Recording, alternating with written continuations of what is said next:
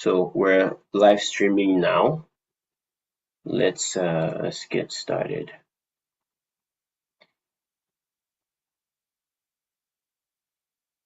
Okay, so I want us to work together on this one. Let me share my screen. I want to make sure that oh, it's still broadcasting. Sorry. Once we're live, I will.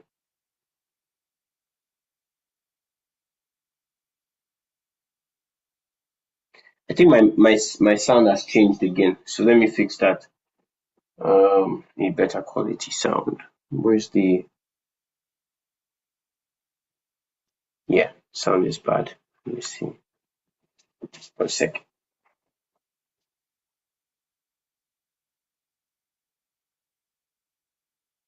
All right.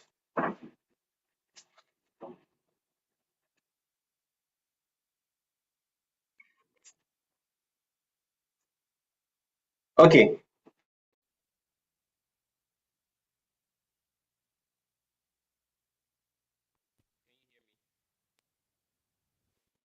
Anybody? Can you hear me now?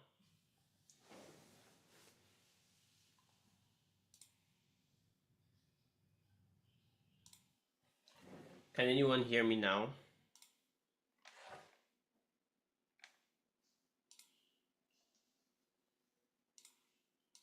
Ah, sorry. Okay. Volume is a bit low. Let me fix that. How about now? It should be better now. It's Yeah. better, but it's Okay. too low. Is low? A little.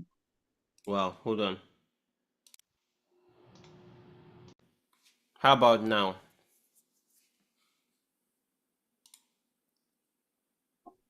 It's okay.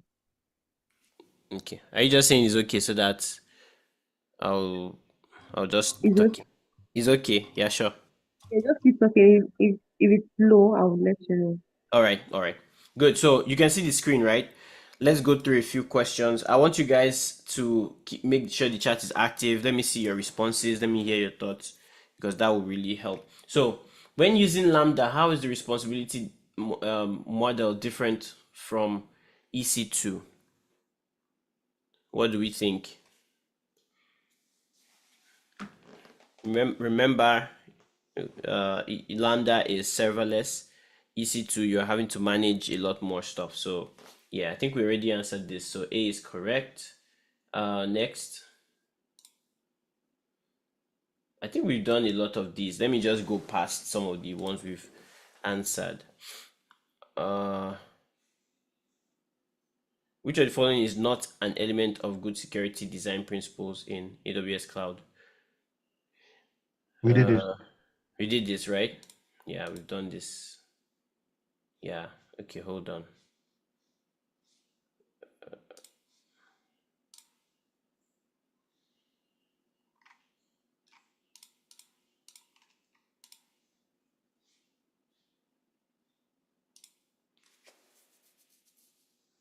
I think, yeah, I think it's because it's following a format. Let me go back. Sorry. Let me see.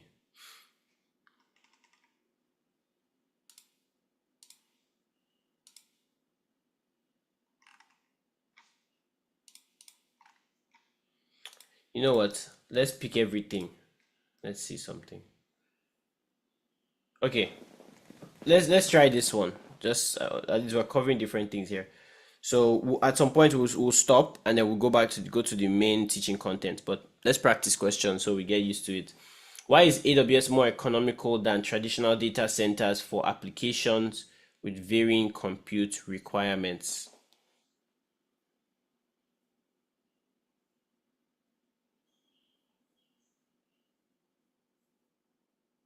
What do we think?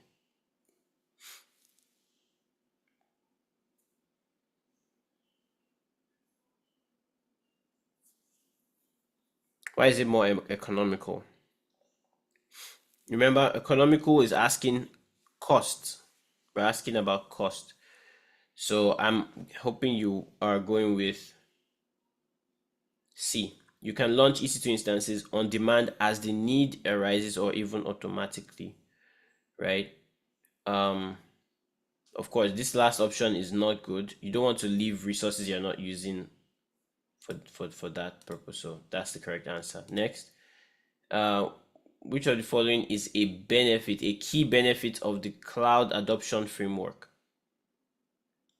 You can make a guess here. I know this was content I gave everyone to go study and really learn at the very beginning, because there are a few questions that might come out, one or two in the exam. So, what's the key benefit? The answer to this is improved environmental, societal, and governance (ESG). So that's it. If you look at that diagram we had in our in the notes on one of these slides, it's actually written out like that. So okay, let's try this one. In cloud economics, what cost factor is associated with traditional on-premises environments that organizations can potentially reduce by moving to the cloud?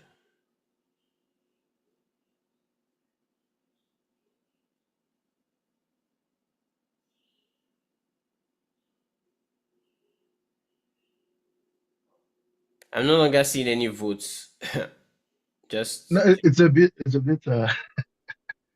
what do you think? Remember, when the question comes to cost, once the question is talking about cost, cloud economics always means you want to avoid fixed costs and you want to promote variable costs, or you Yeah, but want it's to. just cap. Is that not capex versus opex as well? Exactly this, but yeah. So what do you want to reduce? You want to reduce fixed or capex and make it operational variable. Exactly. So there's capex and there's opex. There's fixed cost. There's variable cost. So they are just they are trying to detract your attention from something core here.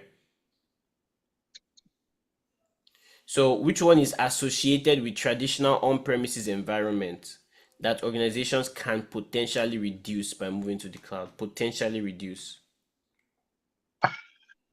I guess you would say maybe licensing because it's off because the capex if it's reduced, they're reducing the fixed cost as well. So if I was to say if it was a what they call it, multi-select or whatever, I would have Yeah. chosen fixed and capex. But the fact that What's I your was what's your selecting which one is your better option? So fixed cost.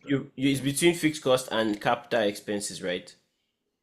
If we could choose two, I would choose either of both. But the fact that it's selecting one option, Mm-hmm. I'm thinking if the question is asking something slightly offshoot of that.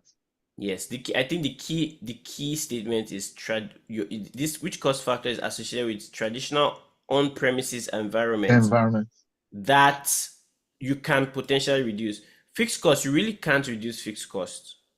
You can exchange from having fixed costs to variable costs, but you can reduce what you spend to start. Yes. So I will go with capital expense, right? That's the answer. So moving to the cloud can potentially reduce capital expense.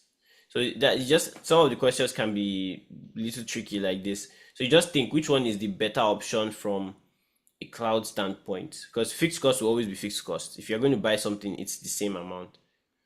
But capital is like how much do I need to start off? Okay. So if you go to the cloud, you're not even having to spend some infrastructure money, if that makes sense.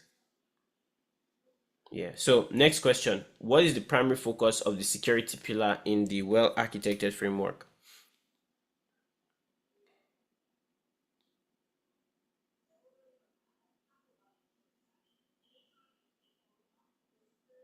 Thank you. The answer is B. So when you think security, think protection. You need to migrate a database to AWS. Which service would you use to help with this task? That's part of what we're going to learn today, but let me see if you can make a good guess. Okay. What any guesses?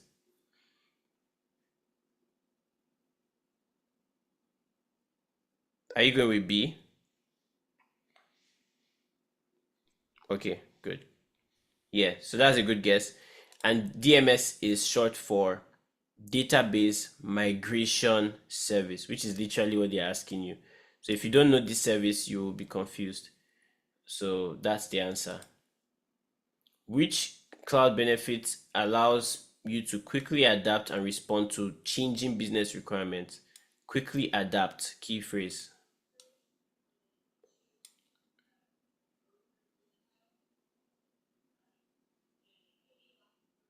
Very good. Agility. Thank you. So, next, how does agility in the cloud foster innovation? This should be very straightforward. The answer is right there. We never read too long, just you see a word and you go with it. Exactly. So, experimentation, right there. That's the answer. B. Which of the following, allows you to deliver business value? Ability focuses on the ability to run and monitor systems.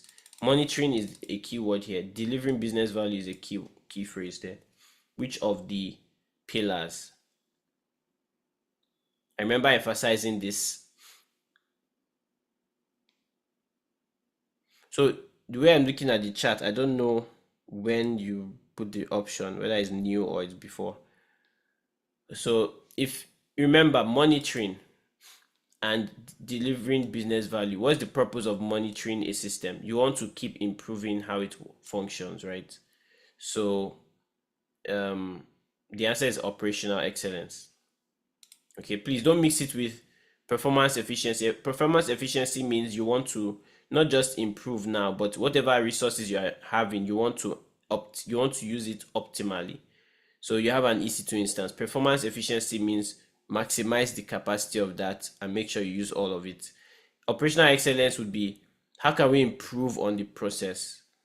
Exactly. So performance doesn't think of business value or improving the the total cost of operation.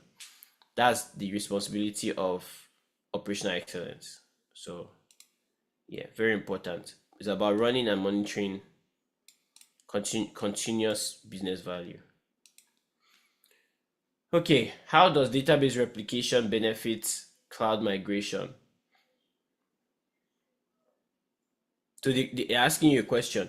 If I replicate my database, like if I have another database replicated somewhere else, how does that benefit cloud migration to AWS?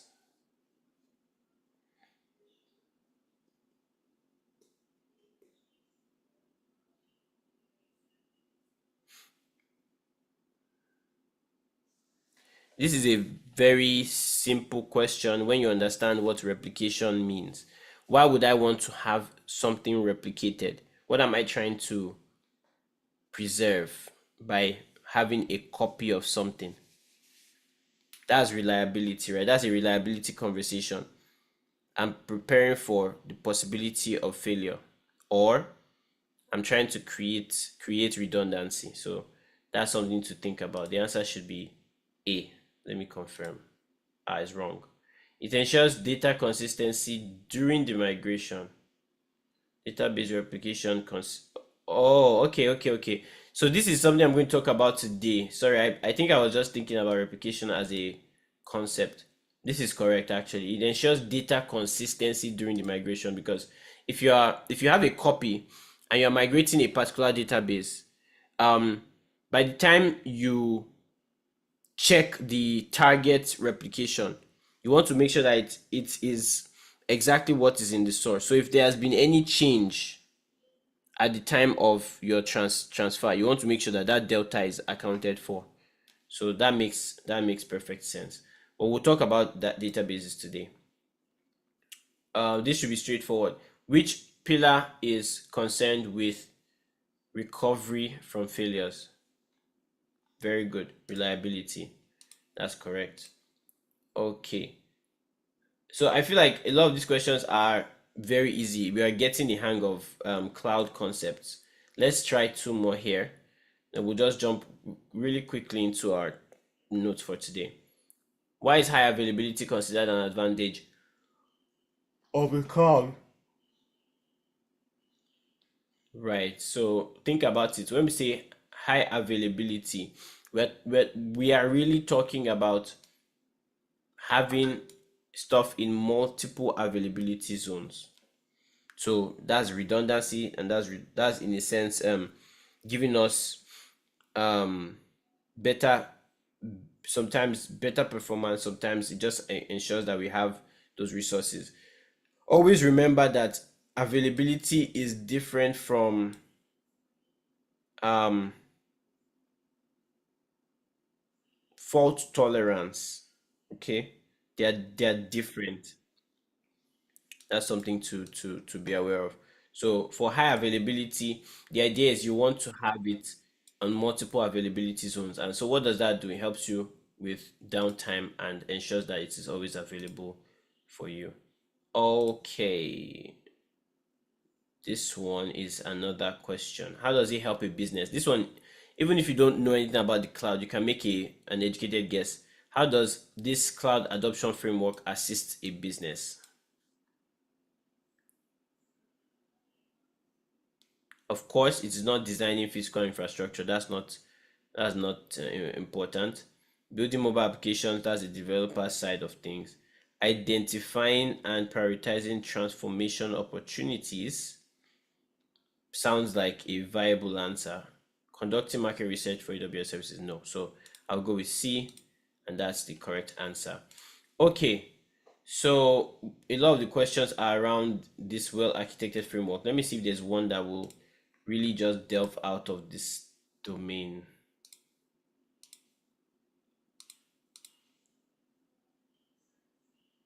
Okay, so let's end this exam and come straight to our presentation for today. Thank you all for participating in this. So again, let's just jump in. I think what I want to do is just review a lot of these things on like 5 times speed. I want to review a lot of things we've learned so far from the beginning and just get into where we are right now.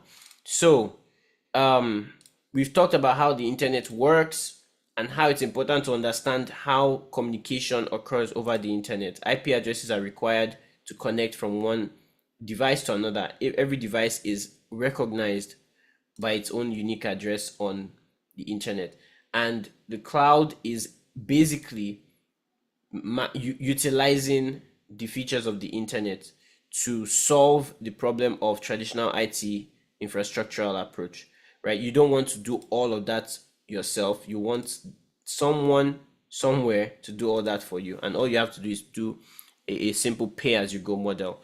What do you need in any infrastructure? You need compute, you need memory, you need storage, you need database, and you need network. And so far in our training, we've addressed compute, we've talked about memory in some form, we've talked about storage in detail, we've talked about network, but we're going to look at database today. This is just me reviewing some of the things that we've learned over time. Okay, so we know what cloud computing is. We know some of the different domains where we have multiple services that are offered. Now I want to just recommend that if you've not watched the first video I recorded, please do. The second video is dropping today, and they will cover a lot of all these services you are seeing here. Basically at a high level, like this is a cheat sheet video that you need to go through so that when you get to the exam, at least you are sure of 30 of your questions. Like half of it is covered if you understand those services. So we're going to look at them in those videos. So make sure you go back to them. So some advantages of cloud computing that you must know. You are trading fixed expense, which is capital expense, for operational expense, which is OPEX, right? You're benefiting from massive economies of scale. In fact, this is a billing question. They're going to ask you, like, how do you save money with the cloud? Well, of course, you're not building infrastructure. Secondly, you are getting the discount of having shared tenancy or shared resources in the cloud. Then stop guessing capacity, because you'll be spending a lot more money if you are not planning with using the cloud's features to, like, for example, auto scaling. I love the fact that we're coming back here, because now with the new services that we've learned and some of these terms we've looked at, you can now see how cloud computing is providing these solutions, right? So that's very, very crucial. I just realized my video was off all this while. All right. So increased speed and agility, because you have those resources really working in your favor. and then you have going global in minutes. And the reason you can go global is because you have the global infrastructure that AWS provides you with. Um, and then we talked about some of the problems solved in the cloud. We looked at types of cloud computing. Most of these things are things you just need to know. They don't really ask many questions about it, like what is infrastructure as a service, but you must know the concept to answer the questions correctly. Pricing of the cloud. This is so important because billing, we may not spend a lot of time talking about billing, but here are the things to know. Data transfer out of the cloud is what you pay for. Data transfer into the cloud is always free because AWS wants you to bring your workloads into the cloud, so it's free. But going out or sending out of the cloud. So what do we mean by out of the cloud? What we mean is if you are sending data from one availability zone to another availability zone, in a sense, it's still out of the cloud. Moving from one availability zone to from one region to another region is in a sense also out of the cloud. Then the big picture one is out of the cloud into the internet is also out of the cloud. Now, availability zone to availability zone many times is free. Sometimes there may be a cost implication depending on the service. Data out of one region to another region will have a little cost based on the service, but moving to the internet is where the highest cost is, and it's still very cheap, but is the highest of the three that I just described. But every time data is coming into the cloud, you're not paying anything. So that's something to please be very much aware of. And it's a pay as you go model. Let's skip all this and come to regions, right? We have AWS regions. We have the how to choose a region. You choose it based on proximity to people, availability of the services in a region. Some regions don't have some services active at the moment, and then price will also determine the region you use. Availability zones are smaller data centers within a region, and so every availability zone will have one or more discrete data centers. Then we have edge locations. These are the smaller extensions of the AWS network. So you start with region, then you go down to availability zone, then you go down even further to edge locations, right? And then we looked at the AWS console, what it looks like. We talked about the shared responsibility model. If you remember this, cost responsibility for the security in the cloud versus security of the cloud. AWS takes care of the off the cloud, and then you take care of the stuff you put in the cloud. Some services have a discrepancy in who manages what, but you always know that the infrastructure is handled all the time by AWS. But what you put in is your responsibility. If you're using a fully managed service, AWS has more of the responsibility. If you're using something that is not fully managed, like EC2, you are bringing a lot of things into the system. So you're going to have to take care of all those things. And so this chart is very, very important and very helpful to understand the responsibility distribution. Then we talked about acceptable use policy. There's a question that came out in the exam I took the other time, which was, where do you get assistance on abuse? Anything that has to do with abuse in AWS, it's the acceptable use policy. So that's an easy answer to that question. We talked about the cloud adoption framework. We didn't go into so much detail because I said just learn this, but the whole idea is these are the results of following the cloud framework process. It reduces business risk, improves environmental, societal and governance or something. I've forgotten the S, sustainability and governance.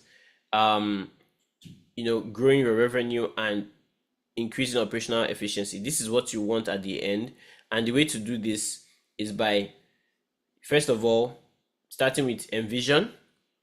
You envision what you want to do, align it with the cloud, launch it, and once it's launched, you scale it, and you do it across all these domains.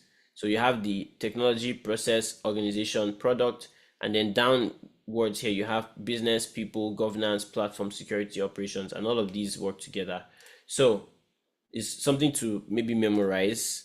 I don't know, but just understand it as much as you can. We talked about the well-architected framework, if you remember.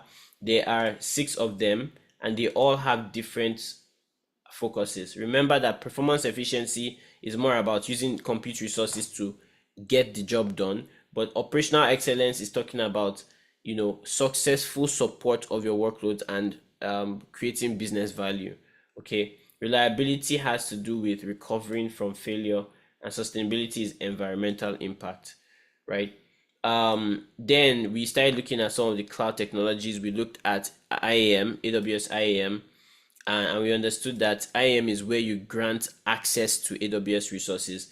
You can have a user, role, and group, and all these can have policies attached to them. And we talked a little bit about how resources are named, right? We talked about like resources being named with this structure. So if you're in the AWS console, this is how you uniquely identify each resource. And I said that, there are many ways to access AWS, basically 3: console, CLI, and SDK. And you must know that there's a user called the root user. This user is the most powerful user in the whole process of granting permissions, because you're going to have unlimited access. And one of the security principles, let me say it now, one of the security principles is what we call the principle of least privilege. So if you see any question in the exam about security, what is the best way to secure access to AWS? Always give users least privilege, meaning don't just throw away permissions and give it free of charge. Make sure that you know what the user needs to do and grant only the permissions they need. That protects you from unwanted actions. That's logic, but that's something to make sure that you understand. Now, the root user cannot have least privilege, right? Because the root user has all permissions, is the king of kings in AWS. So always make sure that it is protected well. Use strong passwords, use multi-factor authentication. Don't leave access keys available for people, and make sure that you're always monitoring it. So those are things to understand. We talked about compute, and we looked at some of the most powerful services in compute, and these were the skills that we had to develop based on the exam guide. Recognizing EC2 instances and how to use them, when to use compute optimized, when to use storage optimized. Compute is you want to do more IO operations. Storage is you want to do more storage in client things. Very straightforward. And we looked at some other compute resources like containers. And so there's 2 major container types, service types. We have ECS and we have EKS. All right, Elastic Container Service and Elastic Kubernetes Service. Now, these 2, because they are containers, can also work on the serverless option, which is AWS Fargate.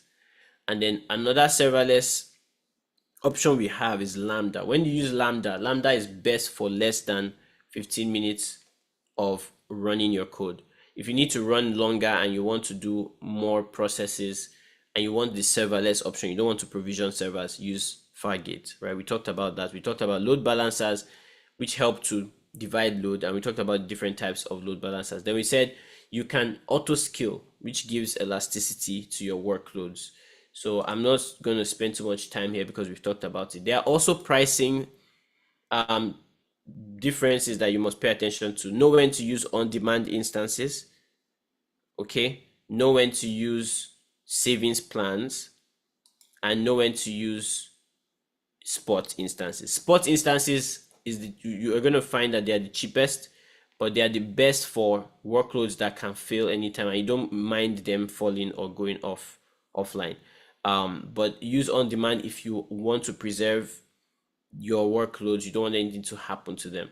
Dedicated is when you want to reserve the physical EC2 servers in the cloud. You want to be sure that nobody else is sharing that particular infrastructure, that server blade with you.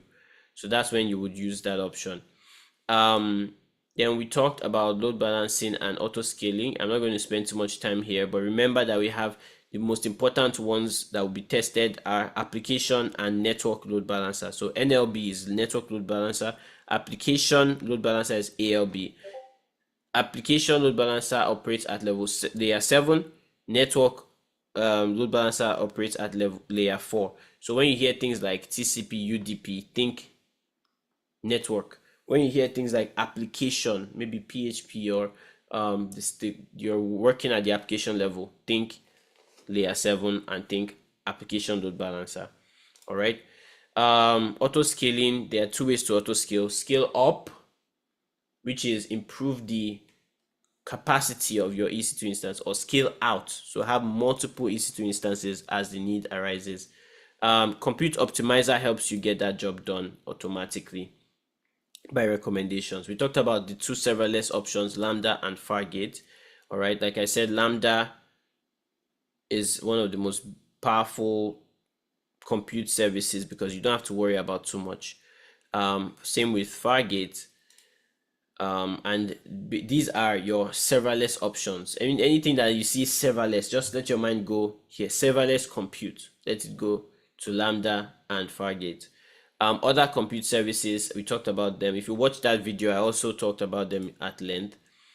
And then we came to storage.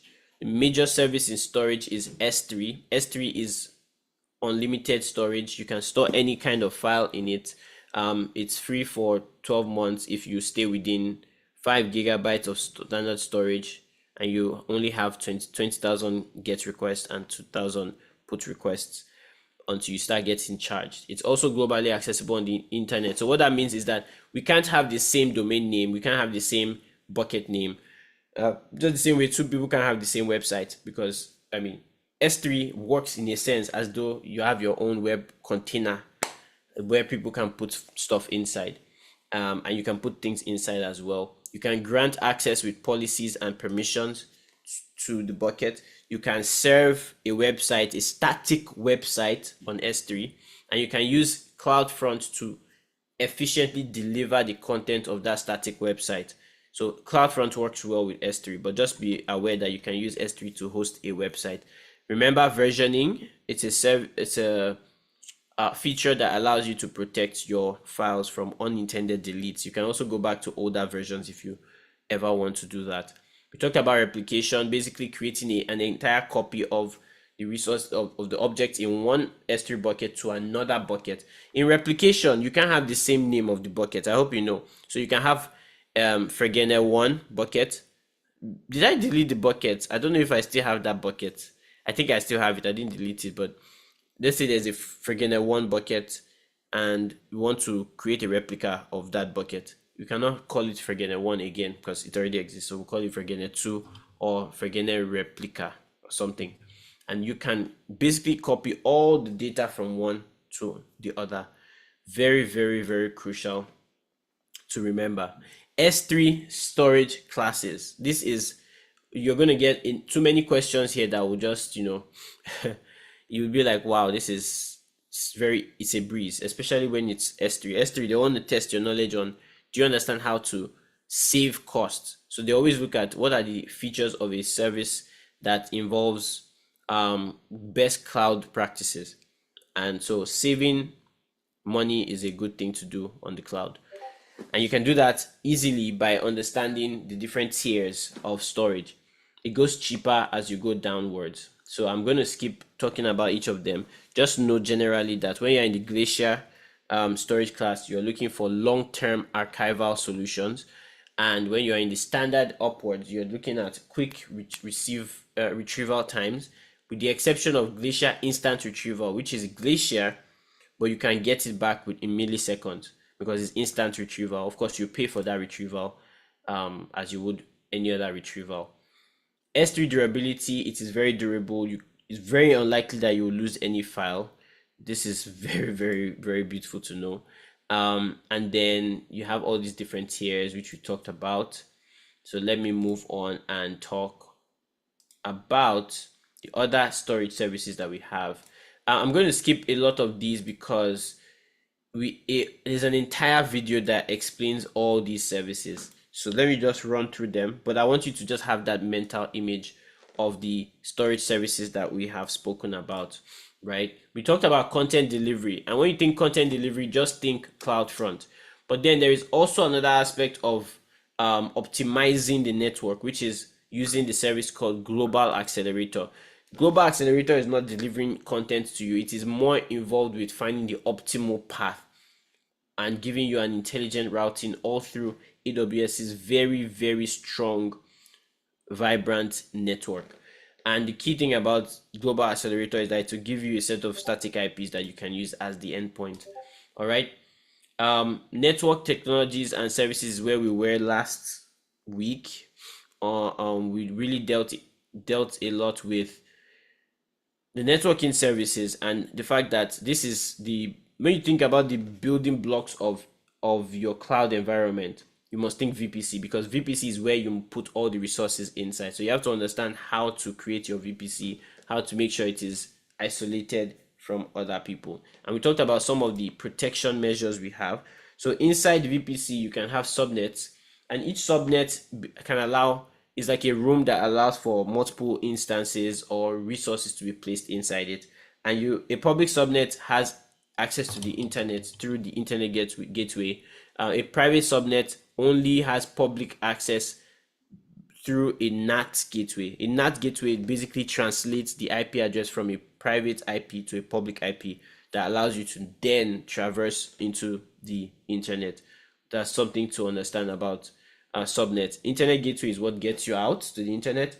Route table is what gives directions to the route. How do you tell that this packet should go to this location?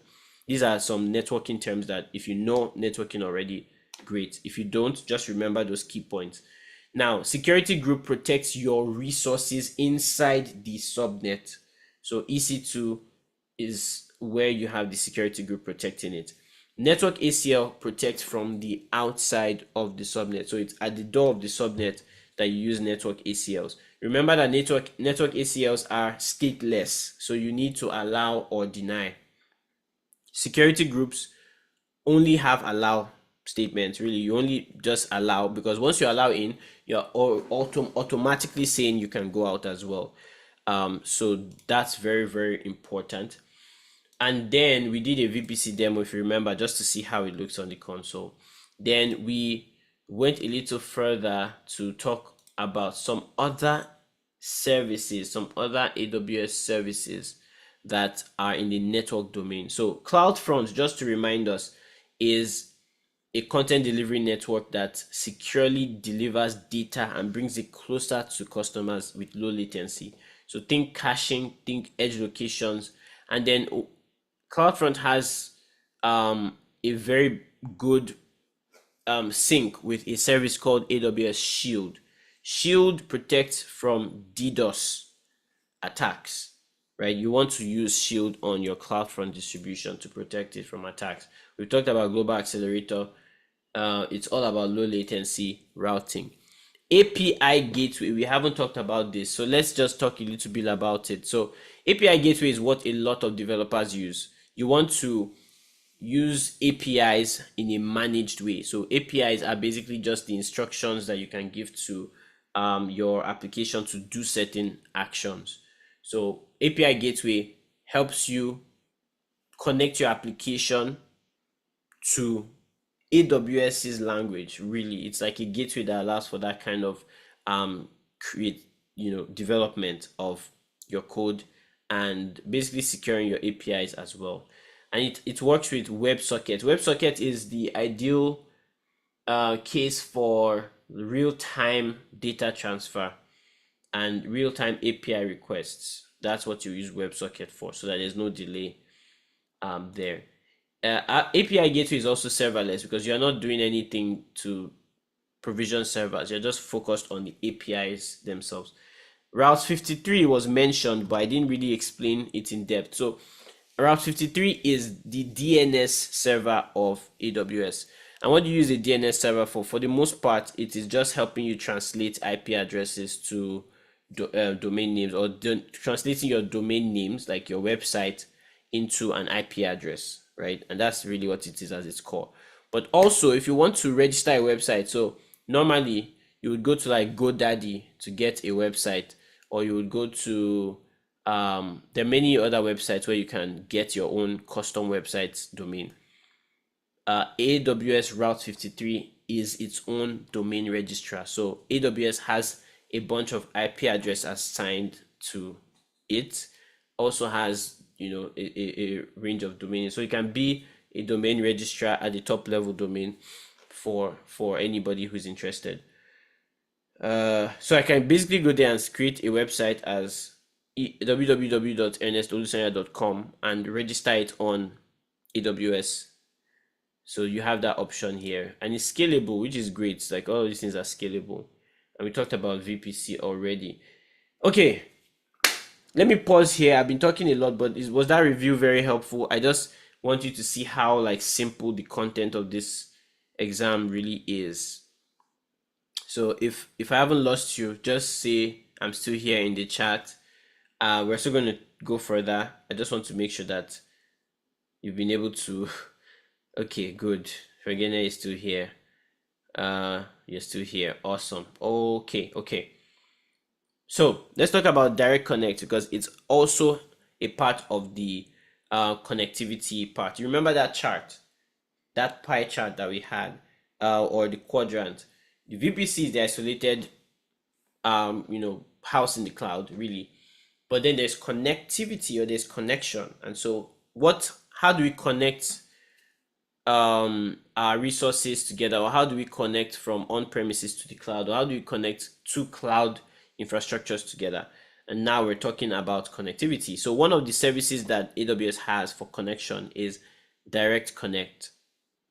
And as the name implies, you want to have a direct link from your on-premises location, your office, to the AWS cloud. And you want it to be a physical link. You want to be sure that there is no internet access. You're not sending your data over the internet. You're sending it over a secure physical infrastructure. So when you're in the exam and they ask you, how do you connect your on-premises to AWS? There are many ways to do it, but the key thing is it going to be a physical dedicated line?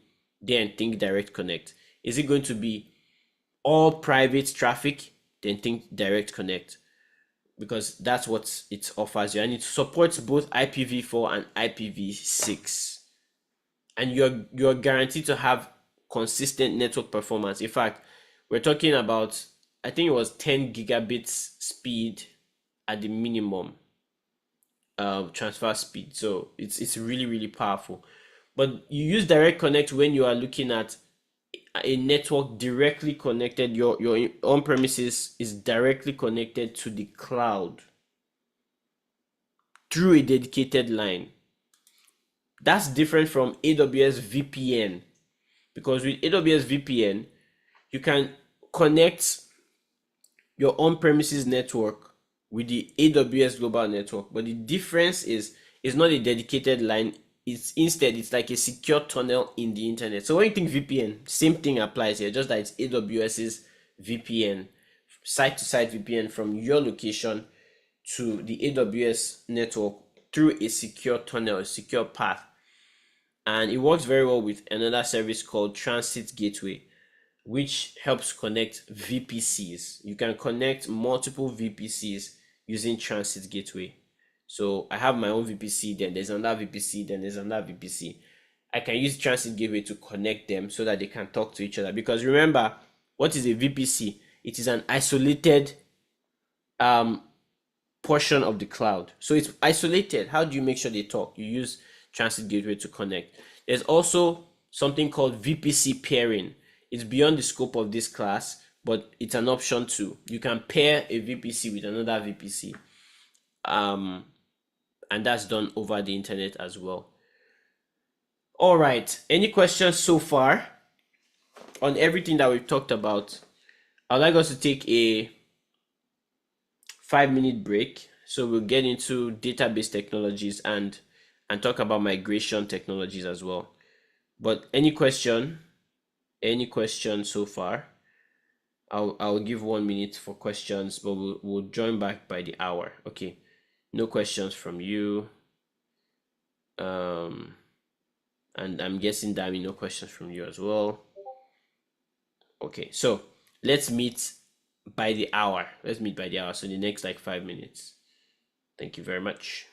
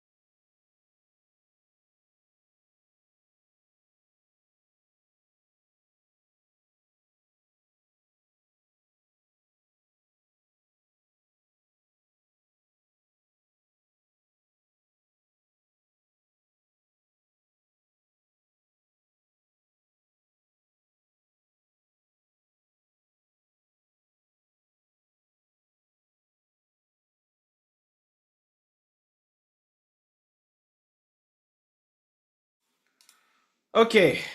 All right. Are we back? Let's just come back in and proceed with our class.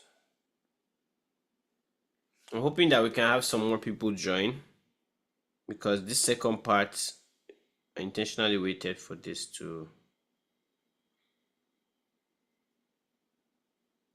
I want to ask on the group to see if anyone is still able to come.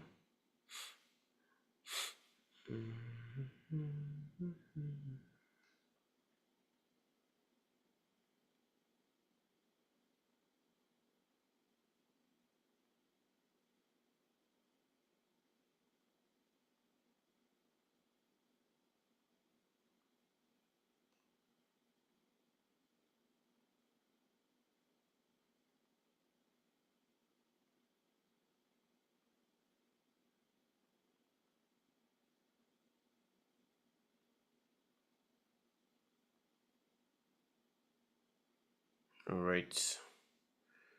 Okay, so let's see. Are we ready? I've not seen any response in the chat though. Please let me just check and make sure I have. Okay, great. Okay. So let's get started. Thank you. Okay, so we've talked about VPN, and I said VPN is over the internet, while the Direct Connect is not over the internet. Direct Connect is over um, a physical channel. A physical channel. All right, so let's get into database technologies. And this is the one that, it's helpful to have some idea of what a database is, but it's not necessary. You just need to know some key things that make it very, very, very possible. Sorry. Okay, I'm getting pinged everywhere. Okay, so what is a database? Let's start from there, right? What is a database? Just for the sake of an easy understanding. So databases basically, in a sense, is some kind of storage or like a data organization system that allows for easy access, allows for you to be able to reach out to get some information directly and quickly. So it's the key thing here is that it is a structured collection of data. So a database really is is a construct where you can store things that are useful for information very quickly. You want to get information quickly about certain aspects like relational issues or non-relational issues. So some examples of databases would be like customer information. If you go to the bank and you want to get your account balance, of course, they're using a database to connect your name with the associated field, which in this case is your bank balance, using your bank account information, financial records, inventory records. So there are many kinds of databases. All you really need to know for this exam would be two of the, maybe like there's a few more you need to know, but just know two of them very well. There's the relational database, which basically stores data in tables and in a related format. So you can see new data that's added and it follows a system. So when you see rows and columns, we're talking relational databases because it has to be arranged in a certain structure to work as a relational database. And like the name implies, relational, we're checking about the relationship between one thing and the other. The other kind, which is kind of like the opposite of relational database, is what we call NoSQL database, right? That's short for it's not structured query language databases. So we are storing data, but we're not. It's not directly placed in a related table. Rather, it's just we're storing that data in, you can say, in documents, right? In just a unique document style rather than in relational tables. So under NoSQL, we have things like graph databases, right? Things that have like trees. By the way, graph, when you use graph databases, think about social media. The fact that Fegene is following Praise, who is following Dami. How do we track that kind of information and show the relationship between different entities? We use a graph. So that's a graph database. Then we can use it for key value stores because, of course, we're just checking the relationship between two things. We're not storing things in a tabular format. So you can use NoSQL for that, for key value stores, wide column databases, and sometimes just pure document databases. So in AWS, of course, because AWS is a brilliant company, you think about what already exists and you say, how can we create a service that handles that kind of database? So AWS has a graph database, AWS has relational database, AWS has, document database. All these things are factored into AWS. So we're going to look at those specific services and see which one they are. Are they relational? Are they non-relational? Because a number of questions will come out in the exam, really just testing your knowledge of which of the services is or is not a relational database. So let's look at them. We're going to start with RDS. This one is very easy because it tells you from the name itself that it is a relational database service. And what is beautiful about RDS is that you can have multiple database engines running on RDS. So think of RDS as an EC2 instance that has at its core, at its operating system level, a database server. Okay, so as EC2 just can have a web server, you can use an EC2 as well to host a database. But why spin up an EC2 instance and start configuring the database and install all the things that the database would work with instead of just using a fully managed service like RDS? So that's the difference. Anytime you think of EC2, think of bare metal. You have to do all the work. You have to bring the image. You have to set that up. But RDS gives you that already managed and says we support all these engines. All you have to do is just choose one of them. And so what are the engines supported by relational database service? Of course, it will be relational database types. So for example, MySQL is a relational database because, of course, it doesn't say NoSQL. MySQL is a relational database. There's another one called PostgreSQL or PostgreSQL, which is another kind of database engine. Then we have Oracle. Oracle is also a relational database. We have SQL Server, which is the Microsoft version of the SQL Server. So Microsoft SQL Server, and we have something called MariaDB. All these types I mentioned are all relational databases. So if you see any question in the exam that says a customer wants to build a relational database, which service should they use? Piece of cake. Now, if they don't say specifically relational database, they could say MySQL, and you are expected to know, oh, MySQL is a relational database, therefore I can use RDS. Does that make sense? Then we have another one that is also like 17 times more performant, or 5 times or 15 times more performant, really. I think it's 15 times more performant than the average database services. It's called Amazon Aurora. So this is AWS's proprietary offering or database service offering for relational databases, and it's compatible with MySQL and PostgreSQL. So it's compatible with those. I know that recently they've added some other language. So you see something called Amazon Aurora for MySQL, Amazon Aurora for PostgreSQL. I think there are other new ones as well. The things to know about Aurora is, number one, relational database. Number two, it's highly performant and it's fully managed. And just for the sake of seeing what that looks like, let's actually just look at it. So Amazon Aurora, it's a relational database, right? And it's built for the cloud. Notice that it's compatible with MySQL and PostgreSQL, like I said. And then you look at some of the numbers here, just so you see how performant it is. It has 5 times the throughput of MySQL and 3 times the throughput of PostgreSQL. So if you're using all these databases outside of Aurora, you don't get that performance. So yeah, I have a question here. Go ahead and ask.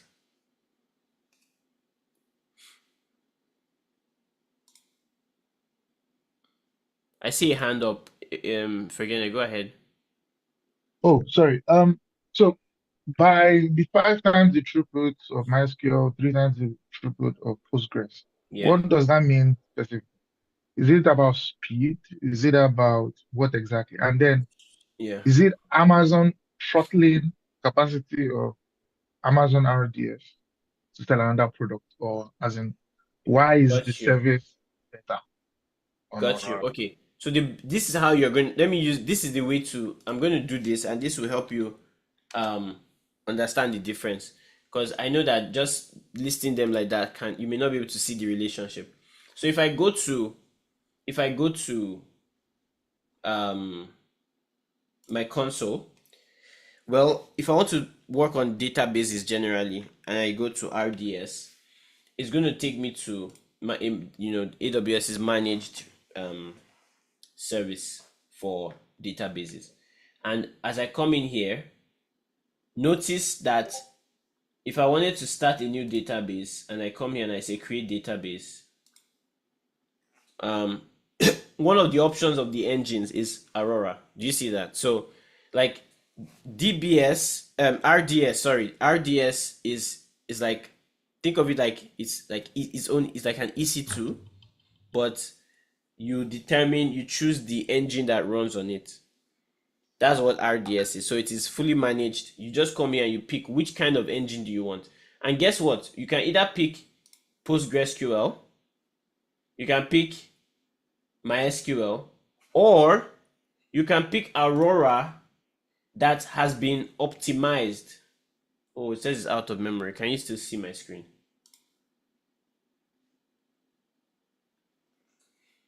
Or you use the one that has been optimized, right? And so Aurora is like AWS saying, you know what, we can do better in terms of input output performance. We can do better in terms of speed. We can do better in terms of performance generally. And so we create our own engine, which is Amazon Aurora. But because we cannot come up with our own new protocols and all of that, we're going to stick to the same MySQL, but we're just better. So that's the promise of Aurora. But it's you have to choose if your workloads were originally in PostgreSQL and you wanted to migrate. Let's say you were on your on premises, you can directly migrate to just PostgreSQL in the cloud, or I don't know why it keeps doing this, or you can migrate to Aurora.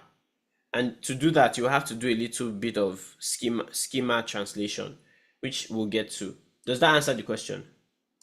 Yeah, just to clarify that. So that means it's likely Is a syntactically different. syntax. Yeah, it's more like Oh, okay. syntax. And think about Aurora not as its own.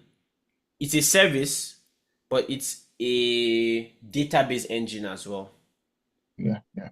Okay, right? okay. Okay, so and that's for this one. And so since I'm already here, I can just show you, like, if you're creating a database, what are you required to do? You can do the standard create where you get all the options, or easy create. And if I want to create my SQL, just a normal SQL server, some people use Microsoft SQL Server, right? That's what they will go with if they're working on database. And then you just choose, is it production, dev test, or free tier? I'll go with free tier because I'm just testing it out. Give it your name. You have to create some credentials. Give it a database name. So let's just give it a random password for now.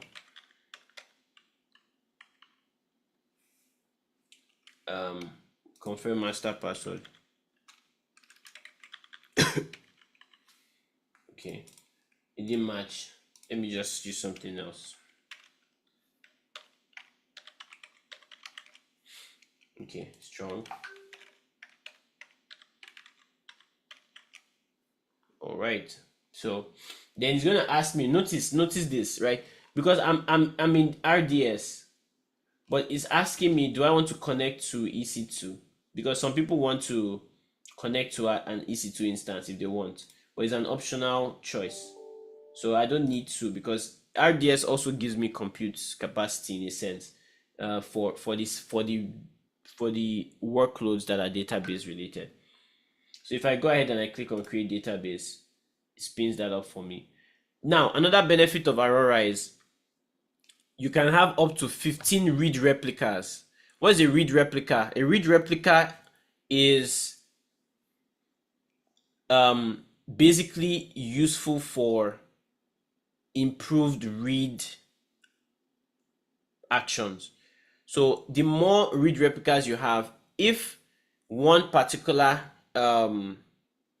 instance is being hit, a database instance is being hit so much, that traffic can be transferred to other replicas for the purpose of reading. It can increase read throughput, right? So it doesn't get overwhelmed.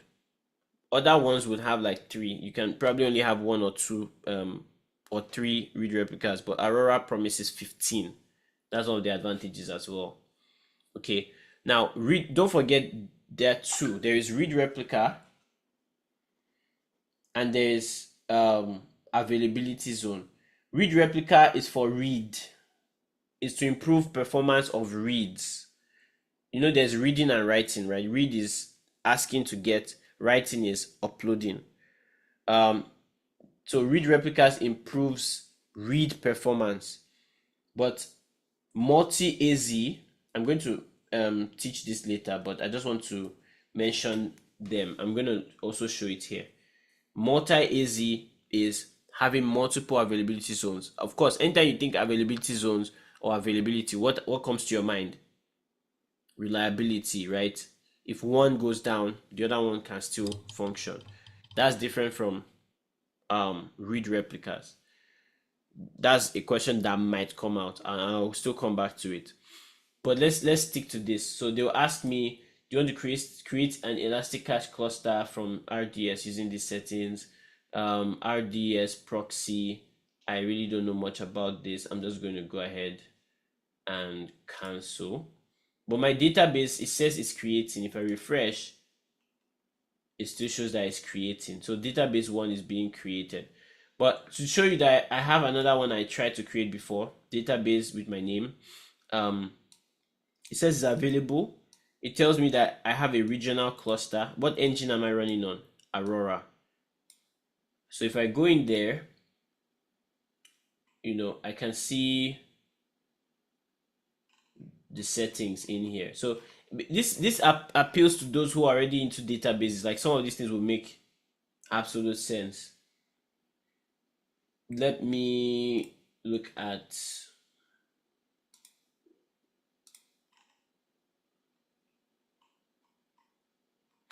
another concept to know is snapshots. What are snapshots? Who can tell me what a snapshot is? You can take a guess, but if you watched my video, you already know what a snapshot is. Or what is a snapshot?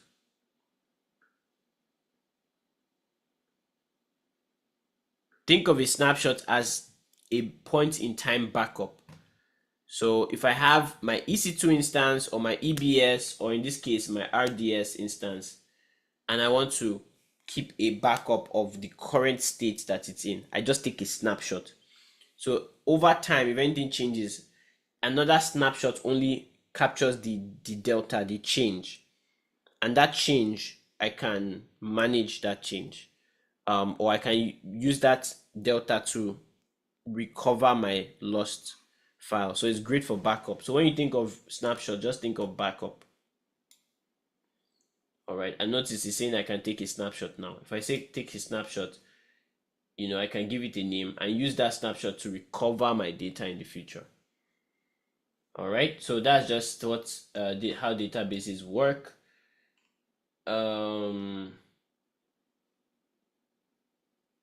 Yeah, most of the things that, the reason I'm not even going in depth here is because for the exam, this exam, they're not asking you if you know how databases work. They are asking you, do you understand what the service does?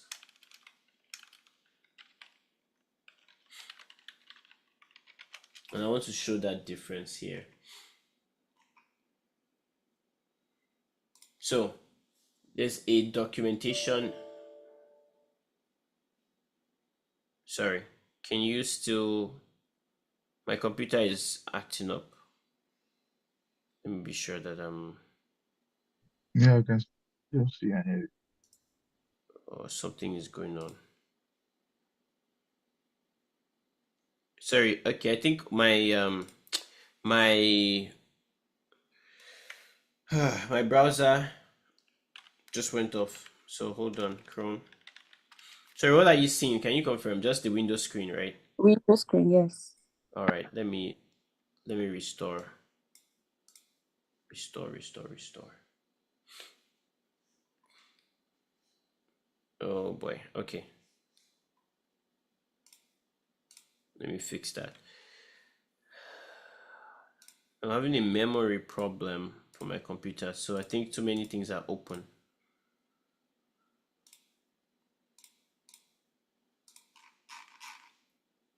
Okay. So present.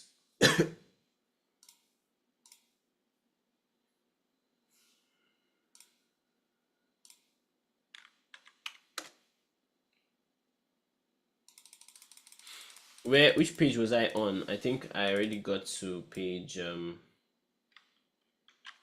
80 maybe. I went past page 80 already. 100. Okay, we'll just start from here. Let me share my screen again.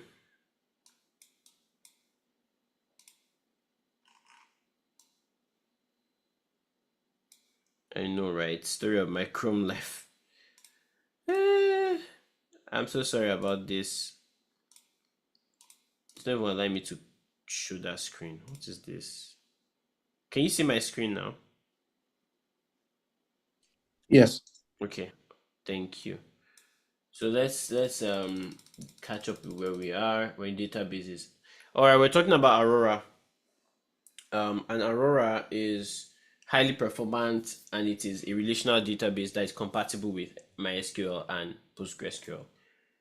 What is the next type of database? We already said there is relational database and there is non-relational. And that non-relational database is fondly called NoSQL. And for AWS, the NoSQL service is called DynamoDB, which you see on the screen. So it is fully managed NoSQL database service. And the good thing about use a NoSQL is you're not restricted to that structured format that is a table. You don't have to have everything stored in a table with rows and columns where if you were to change it for any reason, you cannot really change it. But with NoSQL, if I add something to the table and it was not there in the column before, that's fine. It's NoSQL. It's just a key value pair. So it gives single digit millisecond latency, and it supports both document and key value data models, which is very good because now I can scale up as much as I can. There's no limit. So DynamoDB is best if you want the benefit of a database and you don't need the relational aspect of it. So it depends on your use case. You just really need to know your use case very, very well. All right. Oh,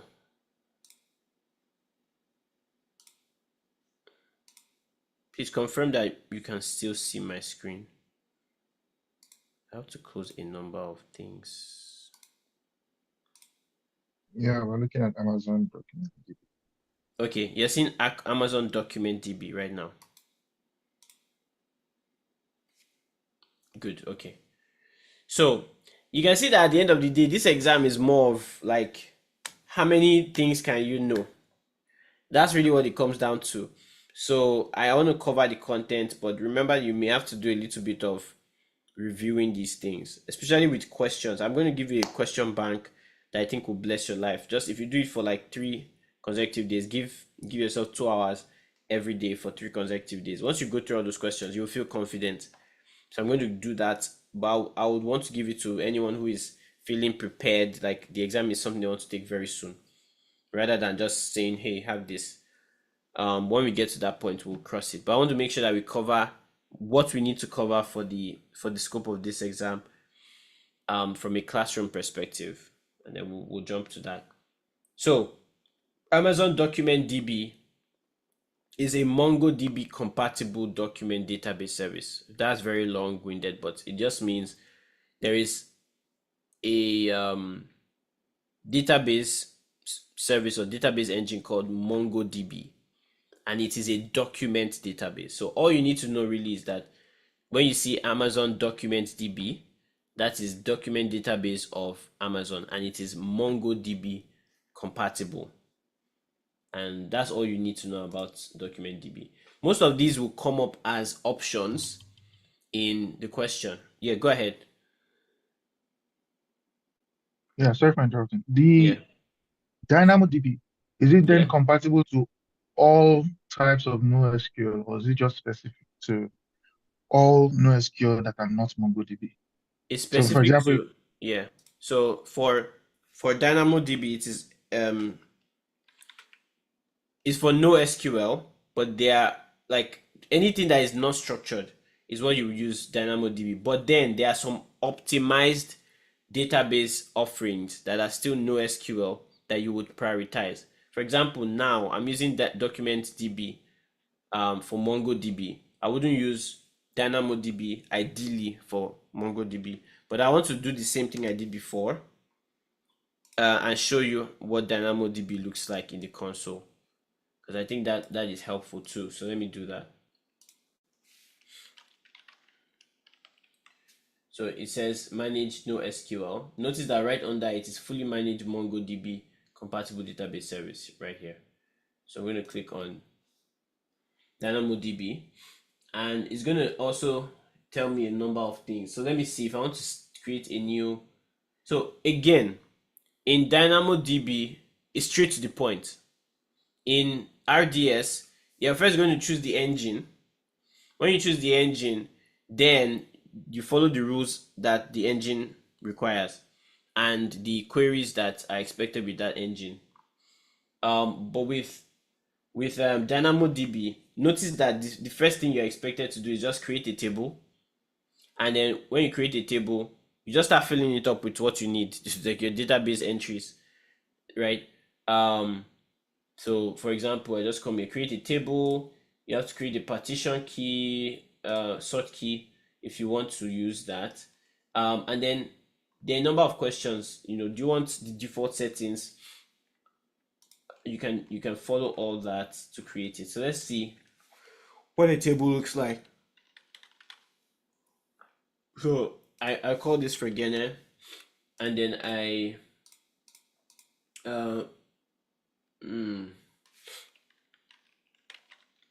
let's just stick to that. So I don't need a sort key, but let's just leave that. And then I go with default settings. These are default settings. Provisioned read capacity, it gives me 5 RCUs. In the solutions architect class, we'll talk more about what RCUs are. Then there's write capacity units. There's auto scaling. Do you want to have global secondary indexes? These are all things that are they're native to NoSQL database, especially with this one.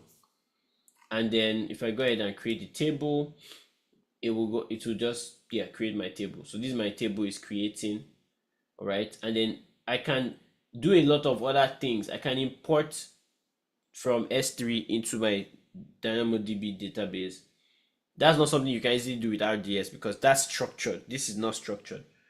And there's so many other things here. So it says it's active. That was fast, very fast. Normally, if you know how databases work in the real world, if you're spinning up, like for example, maybe a Microsoft SQL server, it takes forever So the fact that you can do this in split seconds is mind blowing. So here's the table.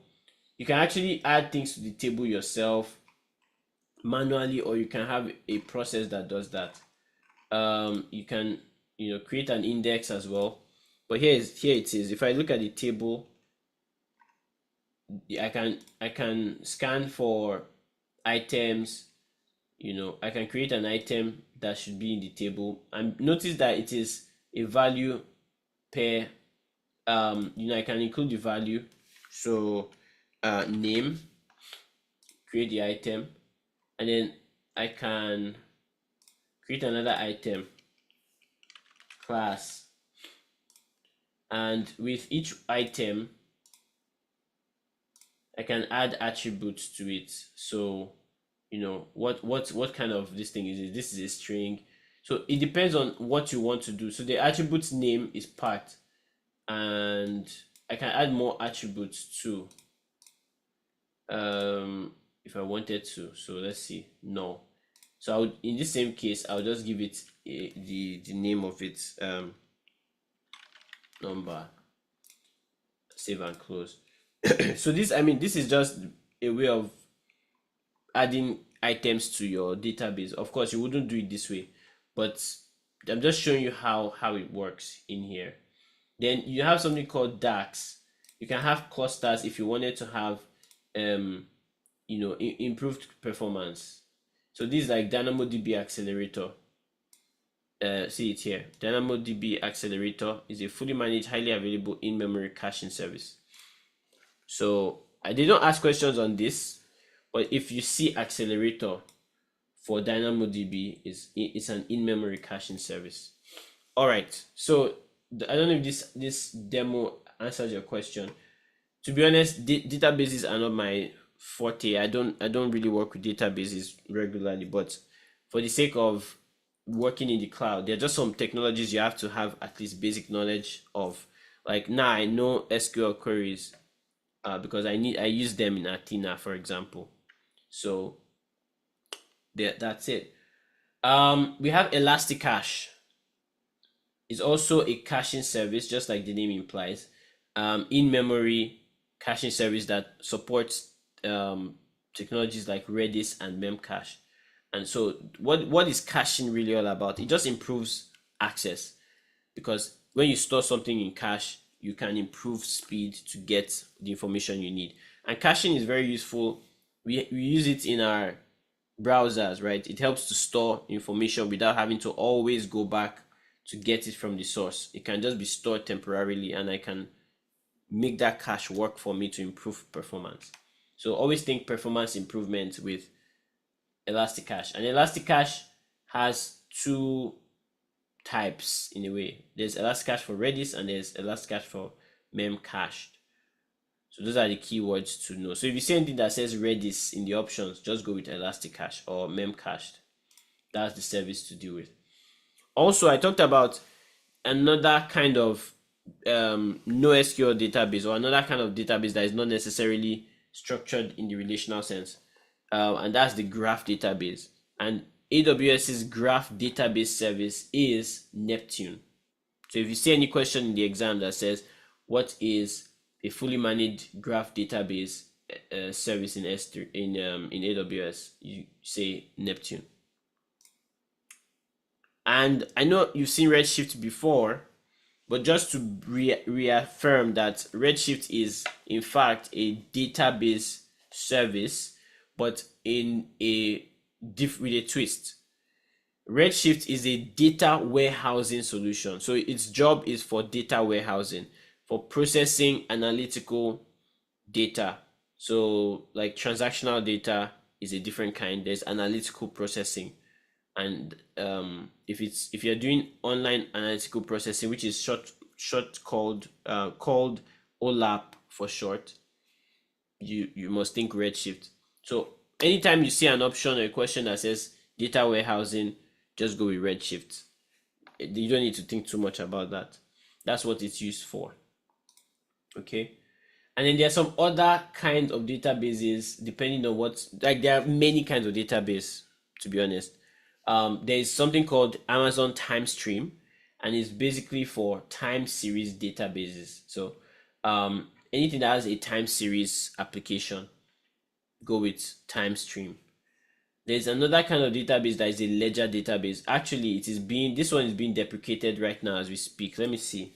Quantum ledger database. I think it's being deprecated. Let me just check. And it's short. Sometimes they call it crude. Create what's crude again? I'm trying to remember the full thing. Create, D is destroy, RU is something, but I've forgotten it honestly. So what is it for? It's a ledger database. I know recently there was a mention that it was being deprecated. Thank you. Yeah, create, read, update, delete. Yeah, thank you very much. You see, it's good to have tech people on this call. But yeah, so what is that for? It's for mostly for financial transactions and keeping records of those.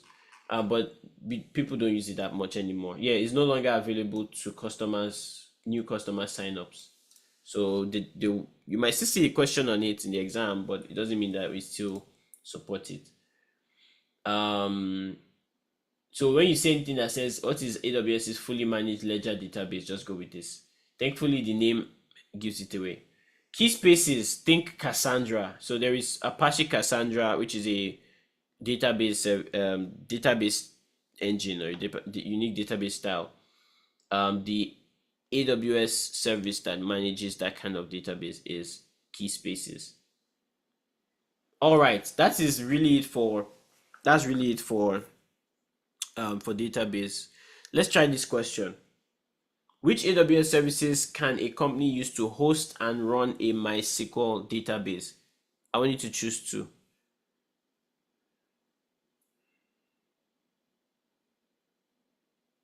From what we've learned today.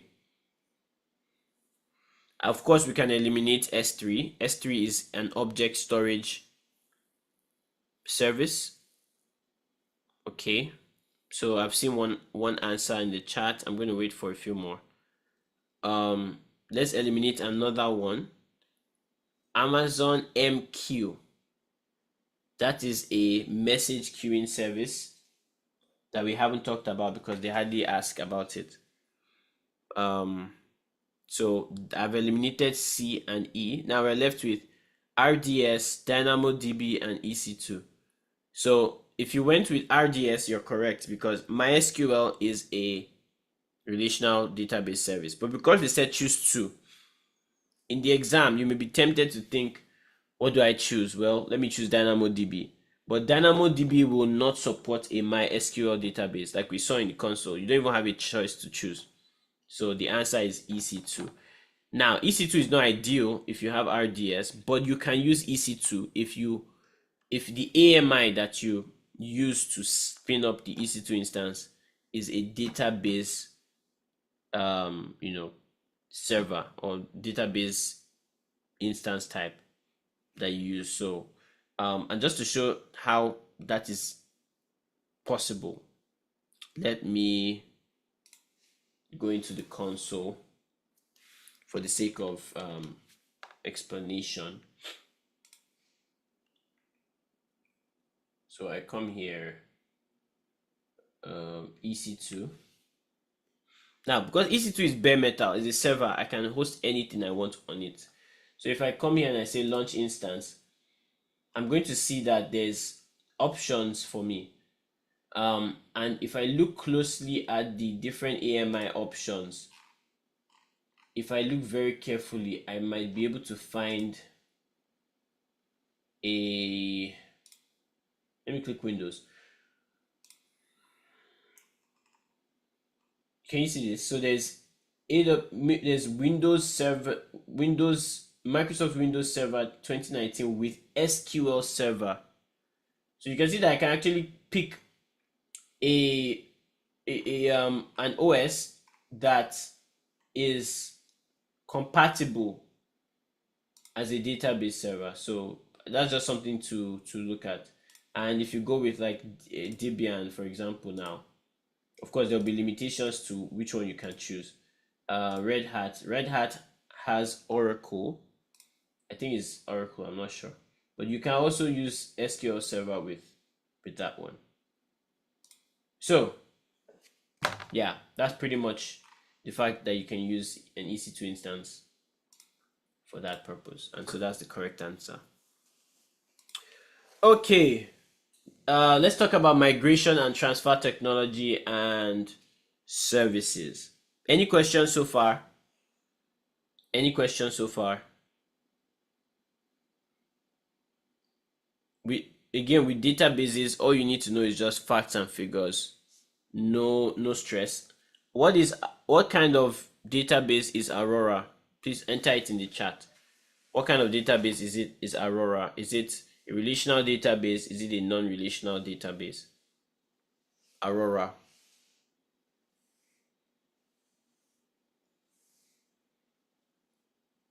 The correct answer is not in the chat yet. Very good. Yes. So that means correct. Relational. So you said RDS. I know what you mean to say, but I just want you to be accurate enough. So RDS is the service where you can have Aurora running in, right? But the kind of database it is relational. So correct. Good job. So this one is the fun. I like this one because it's fun. The question here with the migration portion of this training is, okay, I want to move my workloads to the cloud. How do I do it? So the question here is, how do I use an AWS service to move my data from on-premises to the cloud? Or even if I want to take things from the cloud out of the cloud to my on-premises, how do I do that?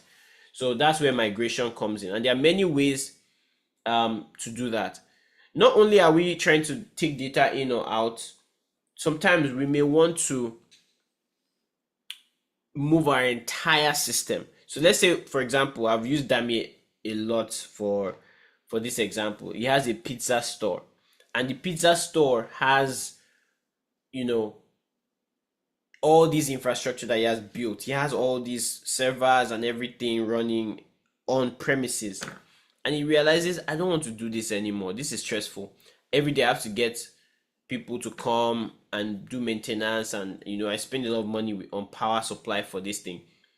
Can't I just focus on having this building to be a pizza making store, and all the server based actions could be done in the cloud? So I speak to him and I tell him it's possible. So now what he needs to do is to find a way to migrate all his stuff to the cloud. Now, there are many ways you can do that. Do you want to go all out, take everything to the cloud? Also, a question that might arise is, what part am I going to have to change? Because the way things work on premises is not the same way things work in the cloud. I'm going to not just lift and shift, which is what some people do. They just take everything as it is, the software, and they just carry it exactly as it is and say, please just put it like that in the cloud. That's one methodology or strategy for migration. There are other strategies for migration which we'll look at, and there are about 7 of them that you must know, because in the exam I took last, it came out once, just one. It's not a big part of the exam, but that one mark may be what makes you pass. So it's important that you know it. The question was on migration strategy. What is the strategy to use if the customer's use case is this? Good. So let's talk about some of the services that AWS offers with respect to migration. I want to move my data from on-premises to the cloud, or from the cloud to on-premises. The first one I'll introduce you to is what we call AWS Snow family, or Snow for short. What is Snow? It's a physical hardware. You can see that picture there. It's like a big briefcase, but this thing is a machine. When I say machine, is a computing device that is also a storage device. So AWS can give you the device physically and say, you know what, take it to your on-premises location. We have a lot of connectors on it. You can use what's that connect optic fiber optic, right? You can use fiber optic connection. You can use an RJ45, whatever you have. But we're going to give you a way to connect your stuff, store it on our device, this physical device, then ship it to AWS. So AWS will take this thing, take it into their data center and physically connect it to their data center and upload your content to the cloud. So for example, I have stuff in my computer that maybe I have like 50 terabytes of data, 50 terabytes of data. I can't just do like, let's do a copy and paste because terabytes, I mean, 50 terabytes is how many gigabytes? That's a lot of gigabytes. That's a lot. Can I do it over the internet? Yes, but it may take a long time. Exactly, 50,000. That's a lot. So this is an offline solution. I want to move huge amount of data to the cloud. Well, thank God for AWS Snow Family, because with Snow Family, I can migrate large amounts of data to and from AWS, specifically the S3 service, because I've seen that it works well with S3. So your data is stored and it's taken to S3 and uploaded in S3. And this happens within a few weeks. Sometimes just as quickly as you shipped it, you see it on your dashboard, you know how long it's taking, and you're good. But you're going to rent that Snowball device if you wanted to use it for that purpose. Now, there are two kinds of Snowball. There's Snowball and there's Snowball Edge. Okay, Snowball is the big one you are seeing there. Snowball Edge is also the big one. The only difference between Snowball and Snowball Edge is that with Snowball, it's just a storage device. But Snowball Edge allows you to also compute. So if you want to process the data, for example, let's say you went to the moon and you wanted to be able to use compute capacity in the moon. There's no internet in the moon. So you gather all the data, you store it in this device, and you can use this device to process the data right while you're there. And you just connect your computer to it and get all the data out, right? So that's a very good use case for Snowball or Snowball at Edge, right? And one other cool feature is you can go for the snow cone, which is significantly smaller in size but can handle a smaller workload. So for example, this snowball you're seeing here is a snowball at Edge, and it ideally can handle 80 terabytes. So there's some have different sizes, amounts, and all that. So I'm going to share my screen here just so that we can see what Snowball looks like. If I go here to Snowball, I can't just, like, it's a device, right? So I have to make a request, submit an application to ship a device, which is called a job. So I was doing a test job a long time ago. I wanted the Snowball Edge storage optimized with 80 terabytes. That's what I wanted. And so I canceled it, obviously, but I told them I want to do an import job, which means I want to bring it into AWS. That's what an import job is. And so I can choose the job. If I'm creating a job, I'll choose the name of the job, import, just give it a name. Am I importing into S3, exporting from S3, or do I just want local compute and storage only? If I just want to do some workloads locally, I can choose that option. So I'm going to go with import into AWS Amazon S3. Next, it's going to ask me what device do I want. So this is where I wanted to bring you to. There are different devices with different storage capacities. So if you notice, there is compute, there is memory, there is storage. So it's almost like its own computer, but mostly as a storage device. So with Snow Cone, which is the smaller one that you saw in that image, you can have the device that stores 8 TB. How do I get more storage? I can get 2 of the Snow Cone, or I can just upgrade and go for Snow Cone SSD, which allows me to store up to 14 terabytes. But then I have all these other devices. So Snowball Edge storage optimized, Snowball Edge storage optimized. So if I wanted space, I can do 80 terabytes, I can do 210 terabytes, and those are available. Now, if I want to do processing, I won't go for storage optimized. I'll go for compute optimized because I might want to do some processing on the go. So you notice that compute vCPUs are high, memory is high. And of course, I can choose the kind of protocol I want, NFS. If I have power supply to provide, I will use that. And then I'll just choose which kind of EC2 do I want, which S3 bucket do I want to transfer the content to. I can say I want it to go to my Forgenet bucket. And then I go next, acknowledge that I'll bring my power supply. Let's go. I say next. Then it will tell me the other services like, oh, you can use you can install this IoT feature, blah blah blah. And I say I don't want. I can put encryption if I want. I can put my shipping address of where I want the stuff to go. I can add a new address and then 1 day shipping, and then basically I just go and submit and all that. So I'm just showing you that you can do this, and you get charged for the shipping cost and all that. So that's the beauty of Snow family. You can, and then there are many kinds of Snow devices. Right now, it's just the ones that are being used the most are Snowball and Snow Cone. There was a time that we had Snowmobile, and that's for like petabytes of data. So I don't know if you've ever seen this image, but there was one particular day that AWS was doing a presentation, and they drove a truck into the presentation room, right? It was very, very, very interesting. So I want to play the video for you to see. None of our customers said, well, this is great if I have hundreds of petabytes or dozens of petabytes. What about if I have exabytes of data? We have a lot of customers who have exabytes of data. When we started AWS, the notion of an exabyte of data just seemed completely out there. Like an exabyte of data, it's so big.